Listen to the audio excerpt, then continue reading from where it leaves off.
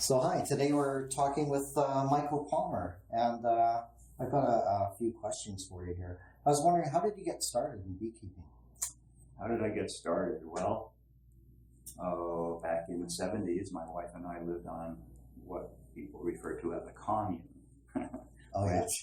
It wasn't much of a community, but, and so we had a couple of everything, we had a couple of horses and a couple of pigs and some chickens, and the extension service from the university offered a free beekeeping class, and I took that and just got blown away by bees. And that's when we started. It was 1974. Wow. Well, that's amazing. Who had an influence on you? I would say mostly the old timers in the area. Charles Mraz, who's a world famous beekeeper, had a lot of influence on me. Yeah. Being able to see people handle bees like that is pretty amazing. Oh yeah. Yeah. And of course, some of the old timers that are long gone, in their literature and what they wrote, was quite influential. Miller, Brother Adam, people like that. Yeah. Yeah. Really had something sensible to say. Yeah. Like, I find that nowadays a lot of beekeepers get information on beekeeping online. Do you ever use online resources? I know you're very experienced and you're the one providing some of Right. this. Of course, if I have a question, and I have questions, just because I've kept bees for 40-some years doesn't mean I know everything. And so if I have a question, I immediately go online and ask questions. But I think that you have to be really careful. And you have to be able to look at what's coming offline and pick and choose and look at things that are actually real and sensible. Mm-hmm. Too many of these internet beekeeping gurus, they have a lot to say. Right. But they never give you any details. They never give you any numbers. And so, they talk about, say, being treatment free and you don't need to treat for varroa mites, and they don't tell you how many their bees live through the winter, or how much production their apiary is, and so you really have to be careful what you get offline. Right. So you just be a little skeptical and then I would fact check. definitely be skeptical. And if you want to follow somebody's path, you should know what the productivity of their apiary is, and if they aren't willing to share that, yeah, move on. Right. Are there any sources online that you trust? Like any? Randy Oliver's site, scientificbeekeeping.com, is excellent. He's a very good beekeeper. I would be very skeptical of some of the forums, some of the beekeeping forums. I'm not saying that everybody on beekeeping forums is full of BS. Yeah. But many are. Right. Many are speaking by repeating what they heard and not what they know. So you have to just be careful. Right. Are there any podcasts or YouTube channels that you follow? I just go on YouTube and see what pops up. Are there any scholarly sources that you use? I guess scientific beekeeping, that's kind of like pretty much. Yeah. Are there any like university extension sites that you? Not really. I've been doing this for so long. Yeah. How about I'm teaching some of them. Right. Do you have any recommended books? Oh yeah, there's lots of recommended books. I like the old books. Some of the new books are. I don't think they address the things that are real. I don't think they address. Bees are bees. Bees have been bees since before our time. And some of the old masters from the 1800s and the early 1900s, Miller, Root, some of the mid 20th century beekeepers, Snellgrove, Manley, they all have excellent writings. Mm-hmm. And what was pertinent then is pertinent now. The only thing different is we have varroa mites. And so bees are bees. And so looking at their management, you can learn a lot from their management. Where are your colonies located? My bees are in the Champlain Valley, which is due south of Montreal. Mm-hmm. And so I have bees on the east and west side of Lake Champlain, New York and Vermont. All right.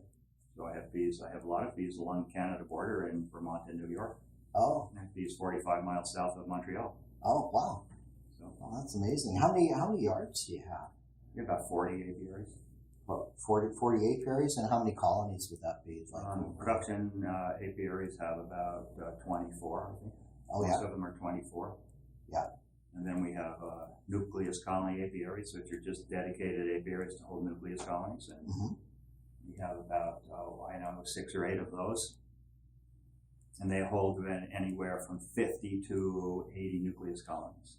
Oh, wow. I have a mating apiary that's active in the summertime. Yeah. We have over 600 mating nucleus colonies in that apiary. Oh, wow. Are there other beekeepers or other beekeepers have colonies around your mating areas? Yeah, they do, and that's becoming an issue. When I first started, there were none. There were the old timers that eventually passed away, and I bought their bees. Yeah. And so for quite a while, I was the only beekeeper in the area. But ever since CCD, everybody wants to have bees to help save the bees. And now everybody's getting onesies and twosies. Yeah. And putting them everywhere. So that's become an issue around my mating yard. Oh. And so now what I do is, if they're within 3 miles of my mating area, I offer to requeen their bees.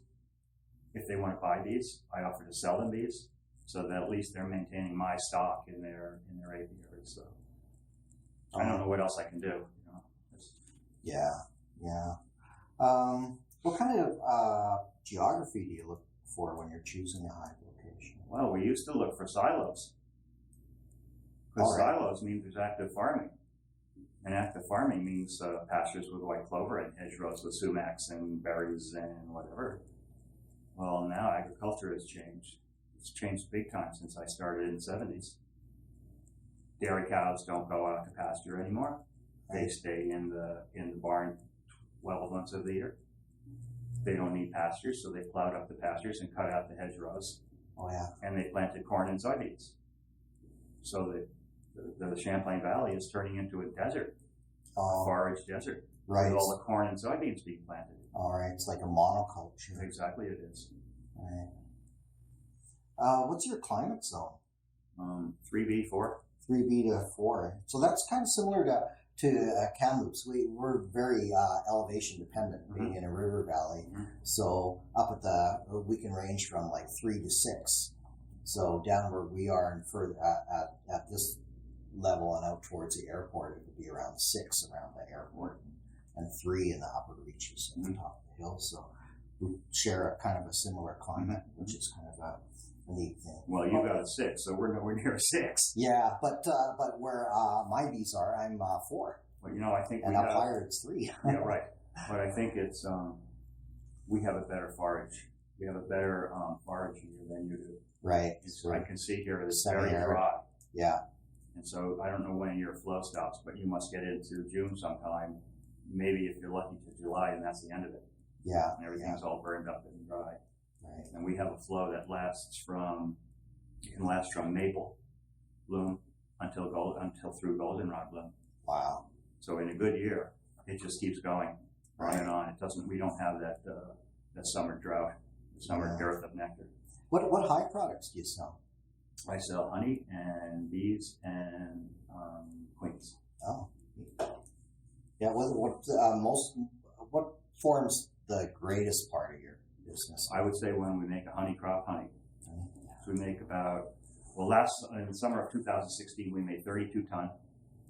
And in 2015, we made 27 ton. So in a decent year, I'm up around 30 tons somewhere. Wow.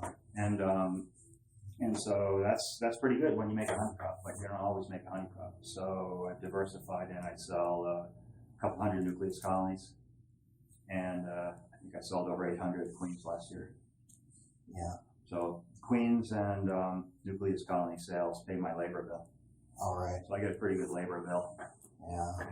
And it's covered now because of queen and nuke sales. It didn't used to be that way. I just relied on apple pollination and honey sales.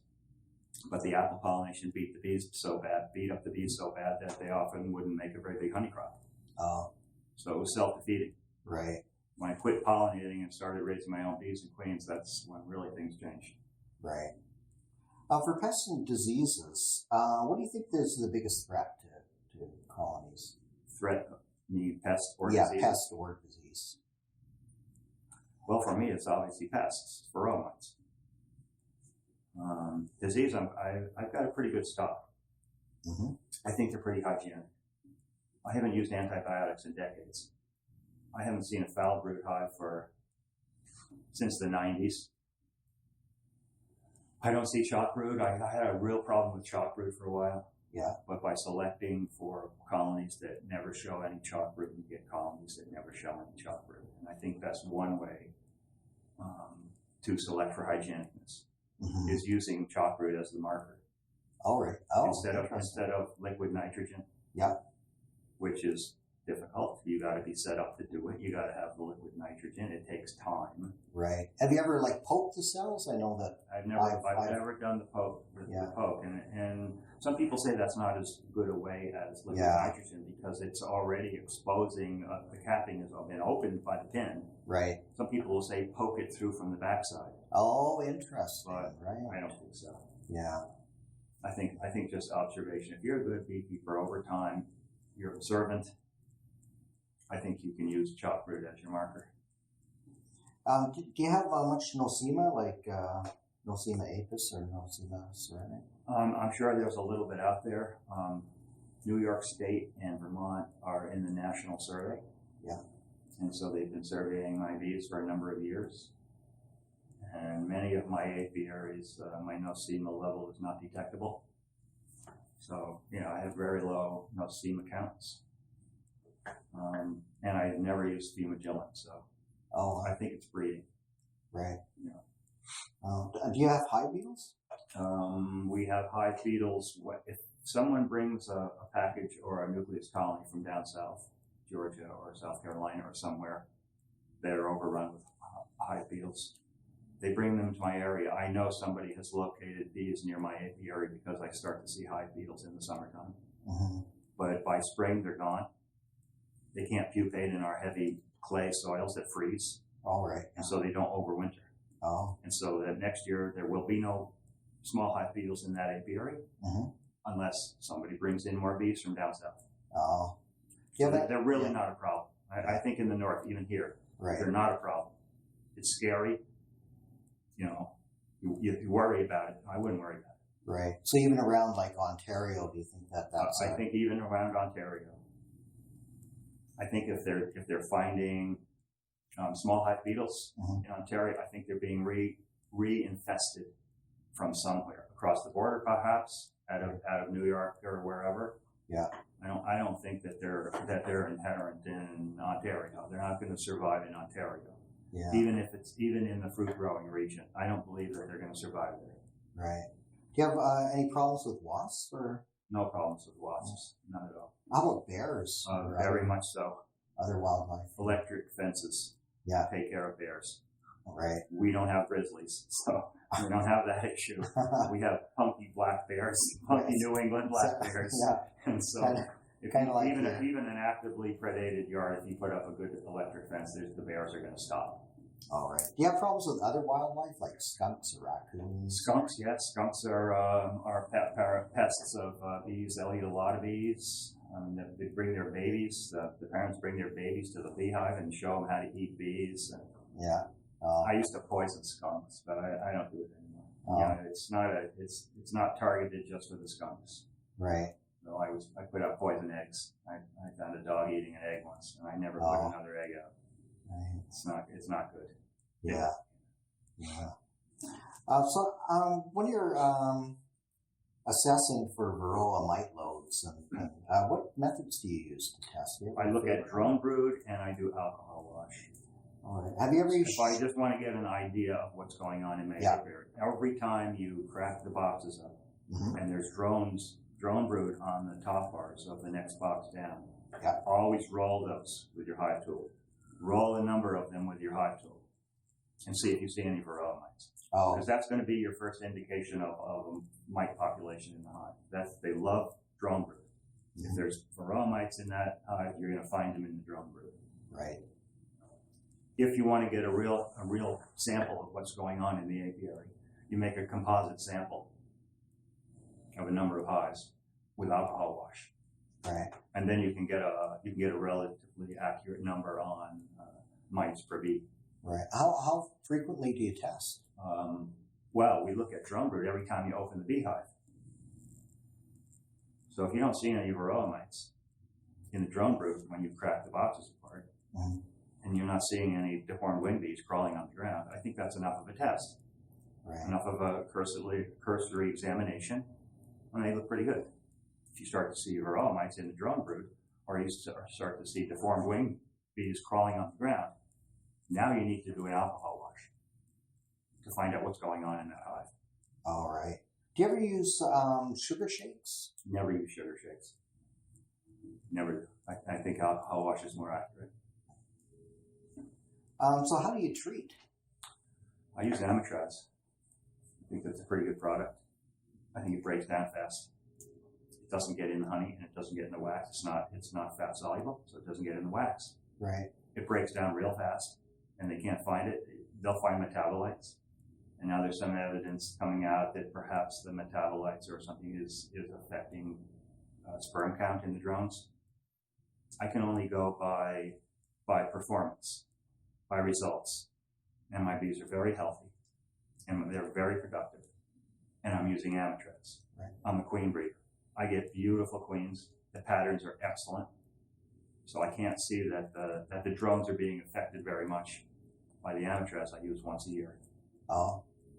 Do you use any other methods other times of the year? No other methods. And Amitraz, that'd be similar to what Apivar Right. is kind of I use it once a year when I take the honey off. All right. But I've also been introducing BSH stock, varroa sensitive hygiene stock, since 2004. And I think the BSH level in my bees is getting up there. Because in previous years, before I think I had enough BSH in my apiaries, I'd start to see deformed wing bees end of June into July. Mm-hmm. And it was a hurry up and get the honey off in August to treat before I lost my bees. And now I'm not seeing deformed wing virus even in August. Right. Can you explain the term that you use? The BSH? Varroa sensitive hygiene. So these bees can tell when a foundress mite is reproducing in the cell, and they'll uncap the cell and dismember the pupa and stop that foundress mite from getting any daughters to maturity. How long did it take you to develop your varroa resistant? It's an ongoing process. As I said, I started in 2004, introducing BSH stock from the USDA program. And at the time, I figured, oh, well, all I have to do is put this BSH stock in my hand there. I'm not going to treat for varroa mites anymore, right? No. Yeah. No, it doesn't work that way. It's not a silver bullet. Right. It's a tool. It's another tool that the bees use. And it's a thing that's going to be over time. It's not a one-time deal, and you're done. Right. It's ongoing forever. But it's just like any breeding program. You're selecting from stock that's performing as you want. Mm-hmm. And so over time.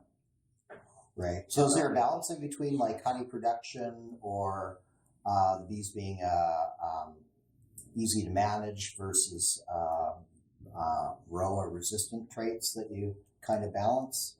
You go, these bees are cranky, but they're producing honey, and you'll put up with that, or you go. As long as those cranky bees aren't near my mating area, yeah, I don't mind. If they're productive and they're wintering well and they're cranky, as you say, yeah, so what?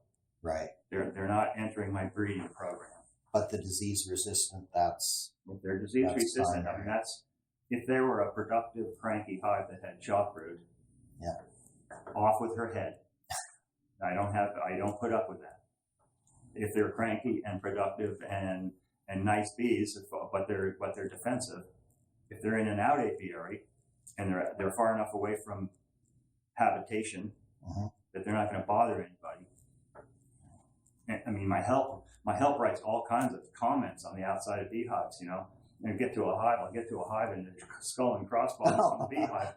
This queen must die. You know, and so obviously they got their socks stapled to their ankles by my bees. All right. Oh, that's funny. But you know, there's a lot to be said for everybody in the apiary, and the genetic diversity in an apiary is created by not requeening every hive in every apiary every year or every other year with the same stock. So it's good to have that diversity.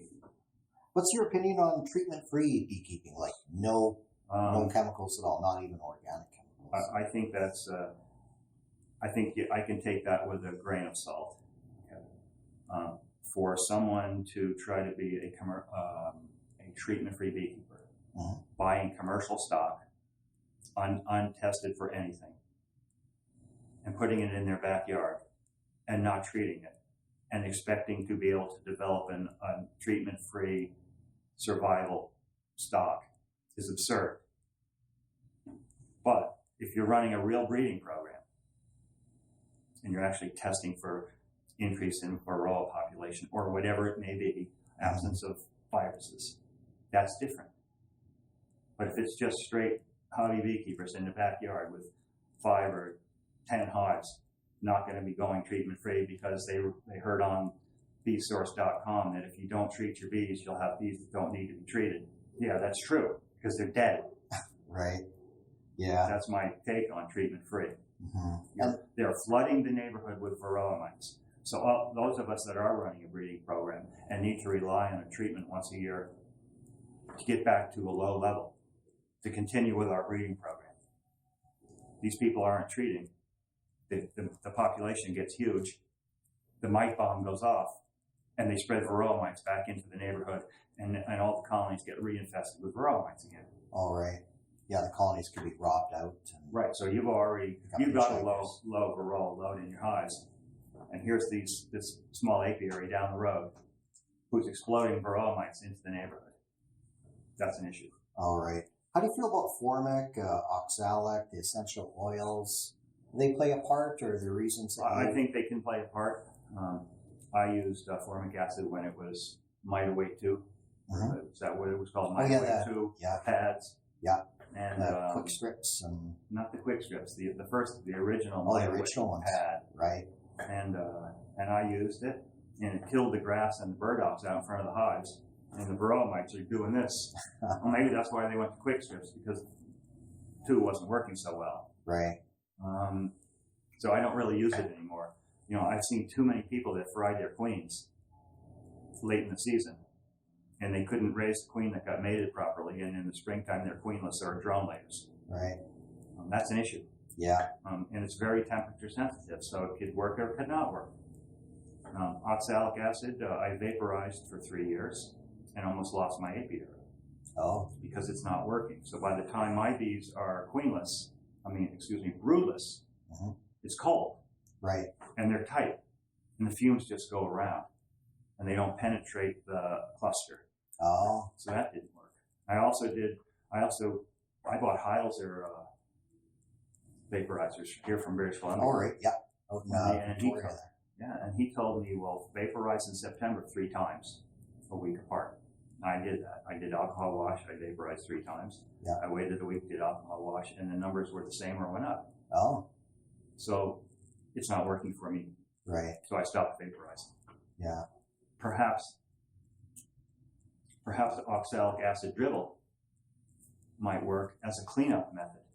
So if you're treating varroa mites with whatever it is you use, and then you get to that broodless period in November, December, and you get a warm enough day, and you can do a cleanup with oxalic dribble, that might be a good plan. Yeah. The problem is, by the time my bees are broodless, I need to get them wrapped. Yeah. Because if I don't get my bees wrapped, and we get a foot of snow in November, I'm cooked. I need snowshoes and a toboggan to get the equipment into the apiary to wrap. I got 40 apiaries, and some of them are a half a mile off the road. Right. So I don't use it.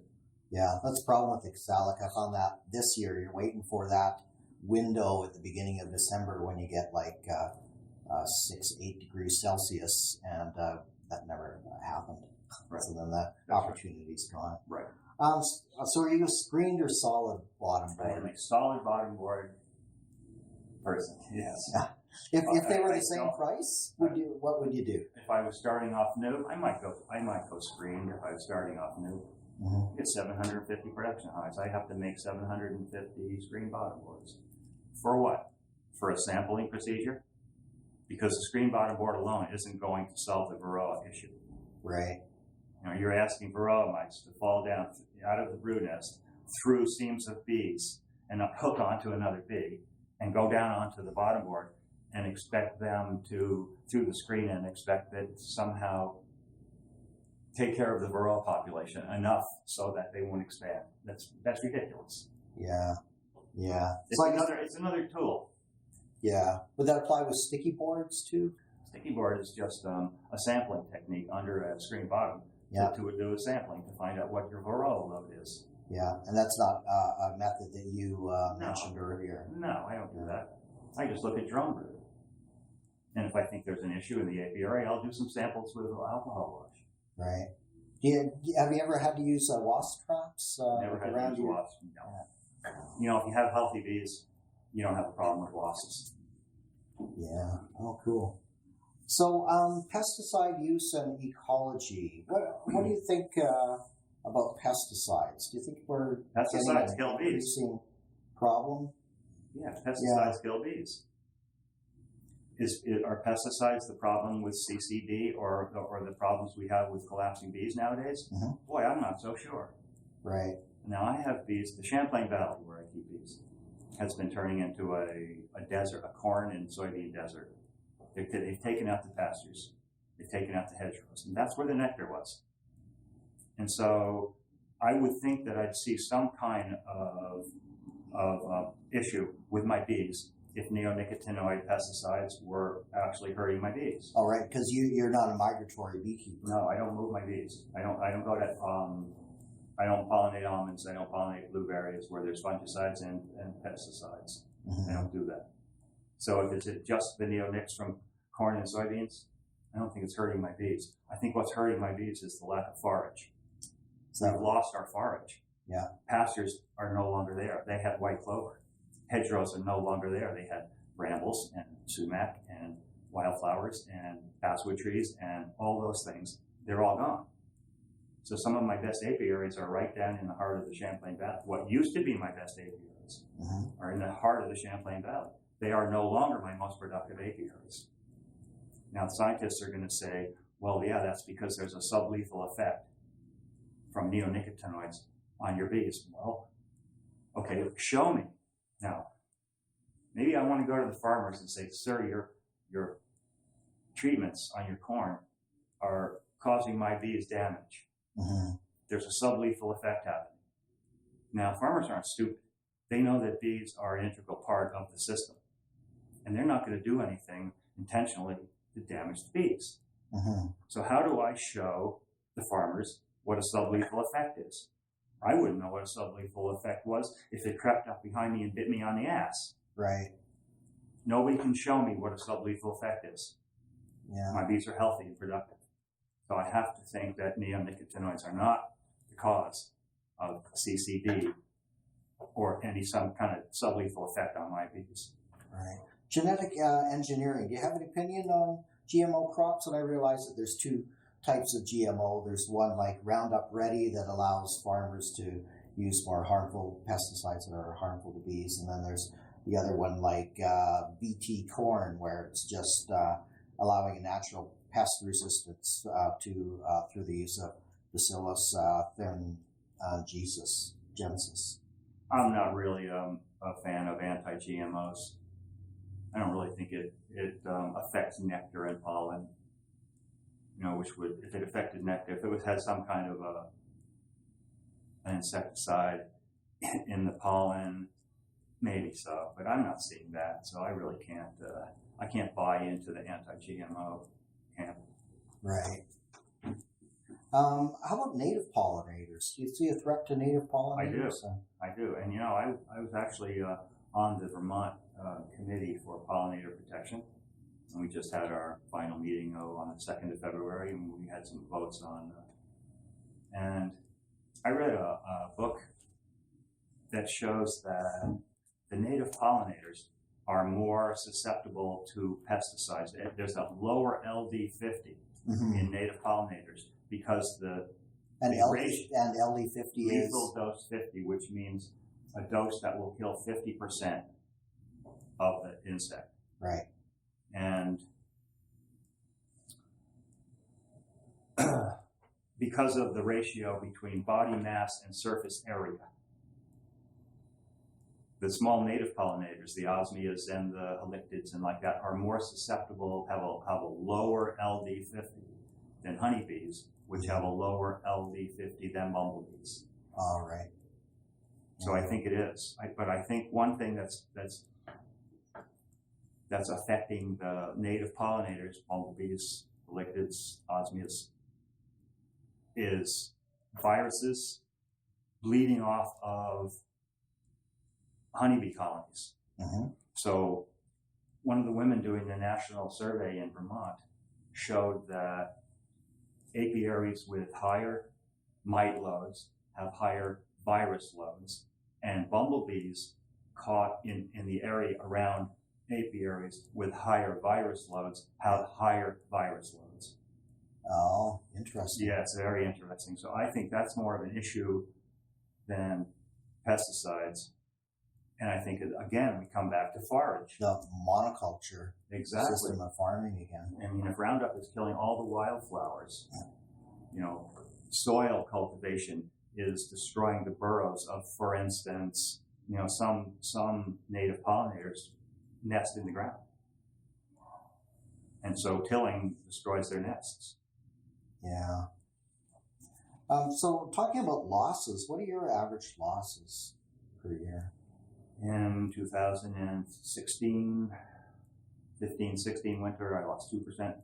Oh, it's 2014-15, I lost 12%. I think 12% is more close to what long-term losses I've had. All right. How does that compare to your state or your region? Or much lower. It's really hard to say because so many of the beekeepers are new beekeepers or backyard beekeepers who lose a large number of their colonies anyway. Right. And what do you put that down to? What do you put down their losses compared to yours? Being treatment free, not knowing how to handle bees, not feeding them properly in the fall if they need it, not requeening a hive if it needs to be requeened, all of the above. They just don't know how to keep bees. Right. So for winter prep that's done in the fall, we have a similar climate, except, similar zones, although we're a lot more arid than you are. Do you do any fall queen replacement? Like by fall, I don't mean like September. I mean kind of course, August or of course. After the flow. We go through the operation during the season. So let me ask you, when do bees start getting ready for winter? Is it August or is it May? I would say probably earlier in the year. I would say when May. when the bloom is. I would say that all season long they're building up. Yeah, so we're talking about fall queen replacement and when the hives are starting to get ready for winter themselves. And so we're managing the colonies all summer long, spring to fall. We're trying to build population. Population is for honey production. Population is for queen rearing. Population is for successful wintering. So if anything during that time period limits the population buildup, they aren't going to winter as well. So yes, part of that is replacing queens that are producing poorly, performing poorly. But that can be all year long. So we'll get to about mid-July, and mid-July is about, I'm done with queen rearing by the beginning of August. So any requeening that needs to be done, I want to get it done before the end of July so that new colony can rebuild that population of young bees for winter. Do you ever combine hives? Of course. Yeah, and how do you do that? Do you kill one queen and paper? Do you just paper and let them duke it out? Actually, it really depends on the time of year. But if you're if you're combining colonies in the fall, say August, September, I often don't kill either queen, and I don't use newspaper. I just use sugar syrup. Oh. And so, to me, the heaviest box is of the hives that I'm going to combine. Yeah. The heaviest box is going to go on top, and the lightest box is going to go on the bottom, and others in between. Okay. And so I'll put the lightest box on the bottom board, and drizzle syrup on it. Then the next lightest box, like on the frames or in between the frames? In between the frames. Enough. I don't want it to run out on the bottom board. I just want to get it on everybody. Yeah. And then I'll turn the next box upside down and drizzle it on the bottom bars, and then put it on top and drizzle it on the top bars, and so on until I get all the way up to the top. There's so much syrup being cleaned up by the bees that they don't even think about fighting with each other. And also the theory that bees will not accept a strange queen because she's got an odd smell, her odor isn't right. That's not true. That's not true. Bees will accept a laying queen, whether it's their queen or not. You can take a laying queen out of a mating nuke that's an actively laying queen, and go to a hive to be requeened, and remove that queen, and run this one in directly, and they'll accept her almost always, because she's a laying queen. She acts like a laying queen. She smells like a laying queen. If you were to take a caged queen, now a caged queen is not a laying queen. I catch a lot of queens, big fat mamas. I put them in a queen cage, put them in my house. Next morning, they're shrunken down. They're no longer a laying queen. You have to bring them into lay. Right. So that's different. Do you feed of course sugar syrup? Do you ever use? If the bees need it. Oh yeah. Of course. Do you use additives like Honey Bee Healthy? I don't use any additives. No. Oh yeah. Do you have a favorite concentration of sugar? I always feed 2 to 1. 2 to 1. The only time I feed 1 to 1 is cell builders. Oh, yeah. I'm trying to imitate a honey flow, a nectar flow. All right. But as far as if they need to be fed, why would you feed them something that's half water? Right. They need sugar. So how do you measure out your 2 to 1? Do you have any simple? Oh, I got an easy way. I do. So you take a container, whether it be a quart container, or a 5-gallon bucket, or a tanker truck. It doesn't matter how big the container is. And you make a mark on the inside of, say, a 5-gallon bucket, right, with a magic marker. You fill the bucket up to that mark with granulated sugar, and then you fill it with water up to the mark with hot water, and stir it. And as the air comes out of the sugar, the level goes down. And then when you get it well stirred, you top it back up to get the level back up to that line. And stir it. And when it's all dissolved and the level is back up to that line, 65% syrup every time, with no weighing and no measuring. Oh, that's awesome. That's right. Yeah. So you can use a drill and a paint paddle. Oh, right. And a 5-gallon honey bucket. Sure. You make a line down there about this far from the top so it's not overflowing. Fill it to the line with sugar, fill it to the line with hot water, stir it. It goes down, fill it back up, stir it. When it stays at that line, it's 65%. I checked it with a refractometer. Oh, that's a neat idea, using a refractometer. Well, I was just to check myself. Right, sure. And how do you feed? Do you use like frame feeders or the Boardman type, or I use gallon can paint, on top? Gallon paint cans on top. And so gallon paint cans, you buy them new at a paint store. You get the kind that have a gray epoxy lining so they don't rust on the inside. The sugar will affect the tin. And you punch 5 or 6 penny nail holes in the cover. Oh, right. Then you tip it upside down on shims, on Bee Space shims, 3/8 shims. And let them suck it out of the can. And so if they needed 1 can of syrup, I would put it on the inner cover over the feed hole. If they need multiple cans, you put it on the top bars, on shims, and put an empty shell around it and the cover's on top. Oh, interesting. Now, because they're in contact with it, they'll take it down just like that. You could put up to 5 gallons at once in a 10-frame box, and they'll take that down in less than a week. 5 gallons gone. Wow. It goes in so fast. If you feed a quart at a time, it's being fed slowly, and they'll raise brood out of it. If you feed it fast, they can't use it. They can't use that much syrup. It's like a nectar flow. and it just comes in. They put it in the combs, they ripen it like they would nectar, and they cap it. All right. Just like they would honey. That's how you feed bees in the fall. You need to get it done early so the bees can ripen it. If you feed it late, you're creating a moisture condition. Oh. Now you have a moisture problem. Yeah. So not too late then. Here, I would say September. Right. I would say you'd want to be done feeding by the end of September for sure. Mm-hmm. What kind of hive bases do you use? You get probably more stands than we do. Yeah. Do you use any stands? Nothing high. I use. I buy a 10-foot pressure treated 2x4.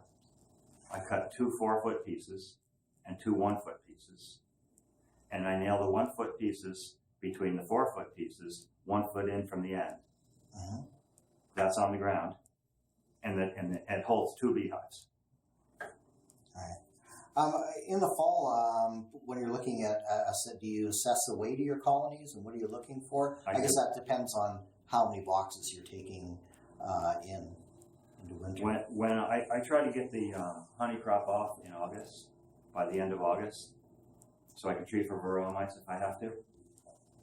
And then they have the goldenrod flow, or fall flow, and they can store a lot of honey from the fall flow, and that's their winter feed. And so I wait till the goldenrod flow is done. So I can tell when the goldenrod flow is done because I don't smell it anymore. Very pungent smell. From that point on, I figure they've got all the weight they're going to get. And so I start weighing my beehives. And I weigh every beehive I have, every production hive I have. I weigh, I tip it on, I put a scale on the stand, and I tip it up and I weigh every hive. Right. And my brood chambers are 2 deeps and a medium super. That's their permanent year-round brood chamber. Minus the outer cover, that colony has to weigh 155 to 160 pounds. For every 10 pounds light they are, I give them 1 gallon of 2-to-1 syrup. All right. And I can get real accurate that way. And so what time of year are you doing that then? I'm doing that. I want to be done feeding by the end of September. Right. So it probably takes us 2 to 3 weeks, depending on the year, how much we have to feed. 2016, we had a drought. We had no fall flow. I bought 20,000 pounds of granulated sugar and mixed it in buckets the way I just told you and fed it out. That's 30,000 pounds of syrup. You know, usually I'm not feeding just a small percentage of that, but we just had a really poor fall flow. Mm-hmm. So what do you use for hive entrances during over winter? And I have my bottom entrance is wide open. With a mouse guard? Or? Yep, the mouse guard is a piece of 1/2-inch hardware cloth. Cut the full width of the bottom entrance in a wedge. It's about 4 inches wide, and you fold it into a wedge like that, and you stuck it in the hive, and the bees can fly in and out. Right. They can clean out dead bees and debris, but the mice can't get in. Oh. So that means that I have plenty of ventilation. Right. And so then the upper entrance is about 1.5 by 3/8. Just enough so that there's good ventilation, good transfer. And so a lot of the moisture in the hive leaves the hive as vapor, especially if you have an insulation on the inner cover. Keeping that inner cover from being cold, because all that moisture will condense on the inner cover and drip on the bees. And if you get wet bees, you got dead bees. Right. Yeah. So do you do any top insulation? I do. I have insulation on the inner cover. And what do you use? I use pink or blue board insulation. Yeah. Cut the same size as your inner cover. Yeah. So you just 1.5 to 2 inches thick. All right. Yeah. And do you do hive wraps or anything like that? I put tar paper wrap around the hive. Yeah. And it's not for insulation, it's for solar gain. So on a cold winter day, they're usually sunny. Yeah. And it warms it up just enough so if the bees need to go out of the cluster and bring in a little food into the cluster, they can do it. It's not warm enough for a cleansing flight yet. But then comes along a day when they may have not had a cleansing flight for months. It comes along a day, it's pretty close to being cleansing flight weather. But it's not quite. But I've seen them come out, and because of the microclimate created by that black paper, warming up the microclimate around the hives, I'll see the bees come out, and there'll be a yellow line of poop on the snow, 5 feet in front of the hive. It'll be right down the row, will be totally yellow. Wow. And out there will not be any spots, and there won't be any dead bees on the snow. So it warms it up just enough so they can get that little cleansing flood. Yeah. And if they get cold, they can land on the paper and get warmed up again and go back in the hive. So there's no dead bees on the snow. There's no spots out there like a regular general cleansing flood. They're out there pooping, and there's spots. But when this happens, it's just maybe a 5-foot strip right down the row. It's amazing. Wow. Do you do any midwinter assessments? I don't. I do my work in the fall, in the summer, and in the fall, get the bees ready. So when do you start your late winter, early spring assessment? I would say as soon as it warms up a little bit in March, we start to go out and look at feed levels. Yeah. So how do you assess the colonies? A lot of times they're frozen in the snow, so you can't pick them up. Right. For weight. So I open the inner cover, and I don't pick it up and drop bees in the snow. I just tip it up like this, and then look where's the cluster. What does the cluster look like? Or can I see that the cluster is in contact with honey? If the cluster is so big I can't see any honey, I'll take my hive tool and jab it into the seams between the combs, jab it into the comb at the edge of the cluster, and hold it up and look and see if there's any honey on it. If I can't see any honey on it, I'll start in different places within the edges of the cluster to see if I can come up with honey. If I can't come up with any honey, and it's still cold out, I'll put some fondant on that colony. If I come up with honey and I see a nice cluster of bees, I put the cover back down. And then sometime later in the month, beginning of April, I might go around and put a pollen substitute on them. Oh yeah. But that first quick inspection is just lift the cover, look for honey, look for cluster, put it back down. Do you make your own fondant, or do you buy no, I buy baker's fondant from a restaurant supply in 50-pound blocks. All right. It's much easier for me to buy it like that than to try to make it on my wife's kitchen. Yeah, right though.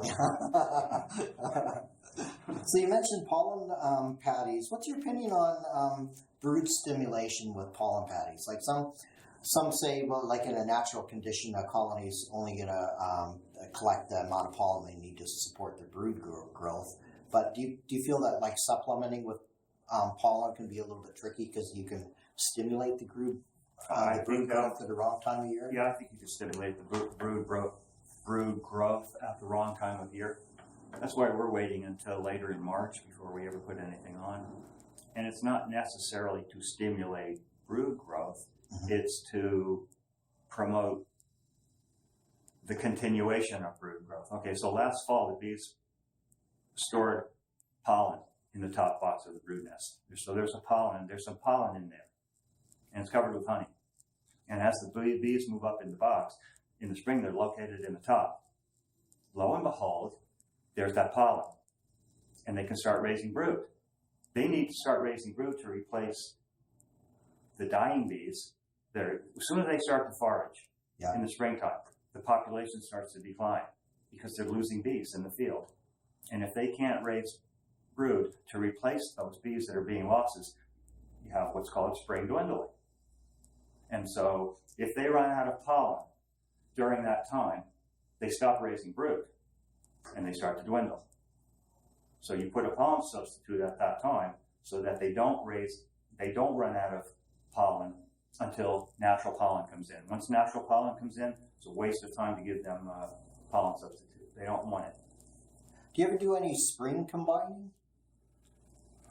Yes, I used to do spring combining.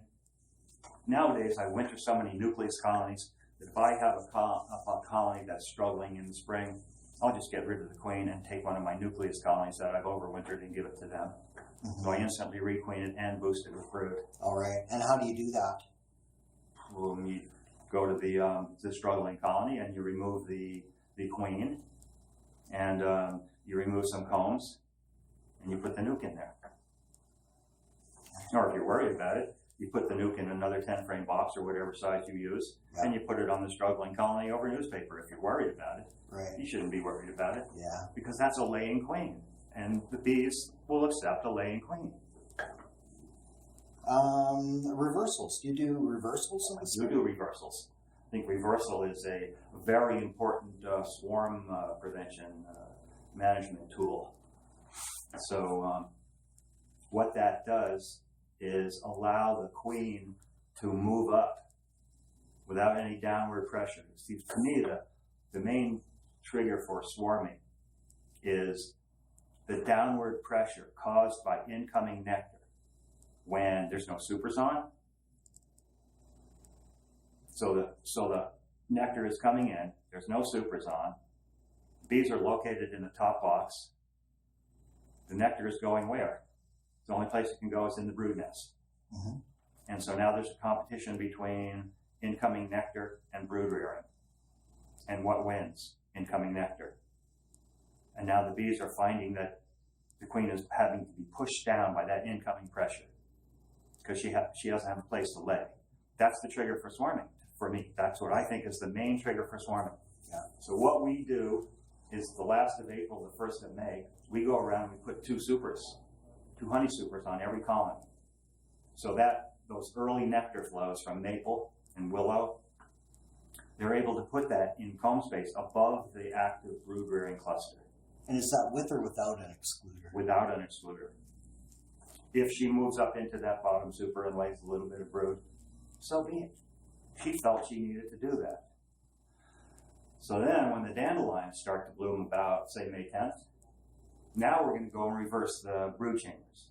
So now the queen is still in that top brood box and maybe moving up into the super a little bit, and now you've got dandelion nectar coming in, and guess what's happening? That same downward pressure.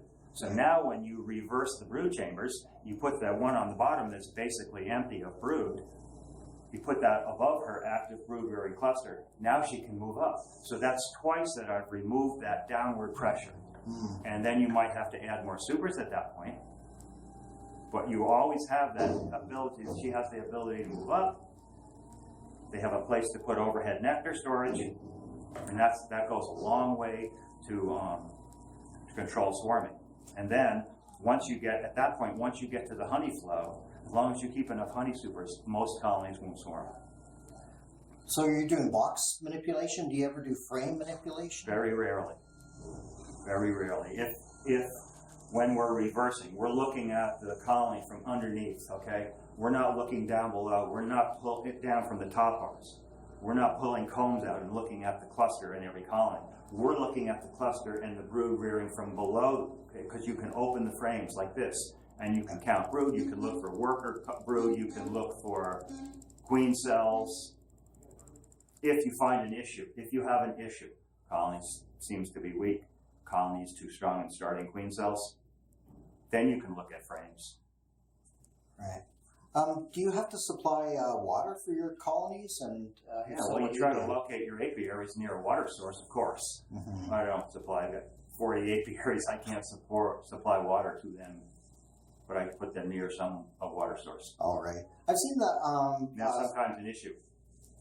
Swimming pools. Yeah. A little cow pond.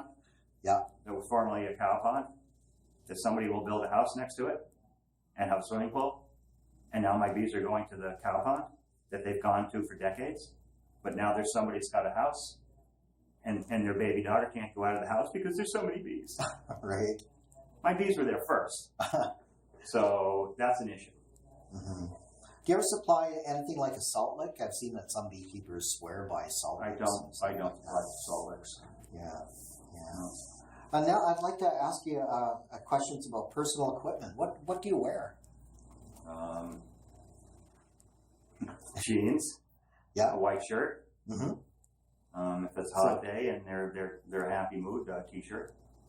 Coveralls or no, just jeans. If I need I don't have a bee suit. I don't even own a bee suit. If I have if they're bad tempered for the day, I might put a veil on. I don't think I might be able to find a pair of gloves someplace under a truck seat or so. I don't even wear gloves. So. All right. What kind of a veil do you use? Alexander veil.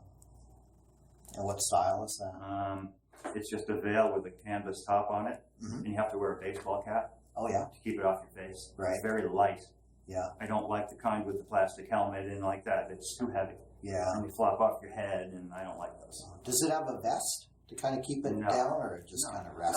No, the bottom has a drawstring that's put around your body like this, and so it holds it tight against your clothing up here. All right. Yeah, so you have a pair of gloves, but you wouldn't normally use them. Yeah, I suppose I could probably find them, but Yeah. I can't remember. I think I did wear some gloves one day. I was working in the cell building yard, and there was a pair of gloves, and these were pretty snotty because they had been robbing, and I tried them enough.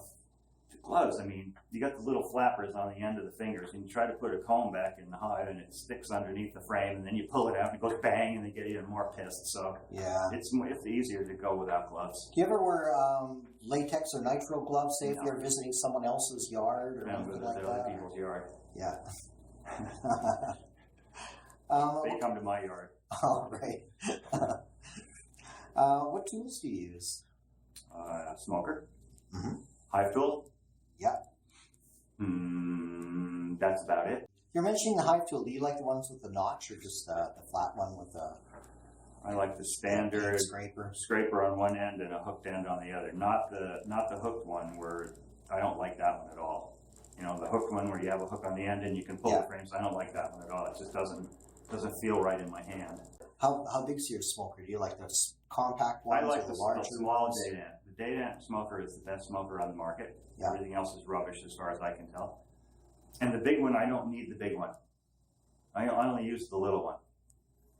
And a lot of times I don't even use it. I mean, it's going if I need it. But it might be 2 hives or 3 hives back there in the row, and I say, oh, where's my smoker? Oh, it's back there. I'll go get it and use it a little bit. Right. What kind of fuel do you use? Second cut hay. Second cut hay is real nice. It's real dense, cool smoke. And it's cheap. And we go through. I bet we use 20 bales a year. So, you know, that much smoker fuel can be expensive or time consuming to go to try to find it. You know, punky wood, sumac, bobs, all this stuff is, or wood chips or whatever. That's time consuming to find it. Bale of hay, you can stuff a bunch of hay in a bag and go off to work. All right. And I got a cow. I got the oldest polled Hereford in North America. Oh. She's 20-something years old. Oh, what's her name? Meat. She's famous, you know, world famous. She's in my videos, and people from around the world write me and say, "How's Meat doing?" Meat's getting old. My kids used to ride. She was a drop calf, and the bag was so big, and the teats were on the ground of the mother, and she was starving because she couldn't eat. So we brought her in the garage, and we wintered her in the garage. My kids used to ride around on them when they were little kids, you know. My youngest is 29. So yeah. She's a pretty old animal. So what does the future hold? I think the future looks pretty good, actually. You know, not too long ago, I was a little bit concerned, a little bit depressed, maybe, that the average age of the North American beekeeper was, 55 to 60-year-old male. Yeah. And I'm wondering all the time, well, where's this industry going? And now there's so many more young people coming in. So everywhere I go now, I'm seeing 20 and 30 somethings wanting to get into it. I think that's a real good thing. What must we do as beekeepers and members of society? What do you think that we should do to make things better? I think we should promote bees. I think we should talk to the public. I think we should be going to schools, talking to kids about the importance of bees, trying to get some of them to go into it. You know, express your feelings about how much you love your bees and how wonderful it is and what they're doing for us as a society. Those are all important things that people need to know. Bees aren't just honey producers. What's the message you wish to convey with your educational outreach? When you come into an event like you're hosting today, what's kind of the thing you're trying to get across? I'm trying to talk to these beekeepers and convince them that they can raise better bees and queens than they can buy. You know, I know that here in British Columbia and other parts of Canada, you're buying package bees from New Zealand. Package bees from New Zealand have absolutely nothing going for you. The queen stock there has been raised under ideal New Zealand conditions, not ideal British Columbia conditions. So these are not good. And there's another mite in Asia, Tropicolaps clari. It's a worse mite than Varroa. Oh. It lives on Apis cerana. They found Apis cerana in Australia. It's just a matter of time before Tropicolaps gets into the bees of Australia and New Zealand.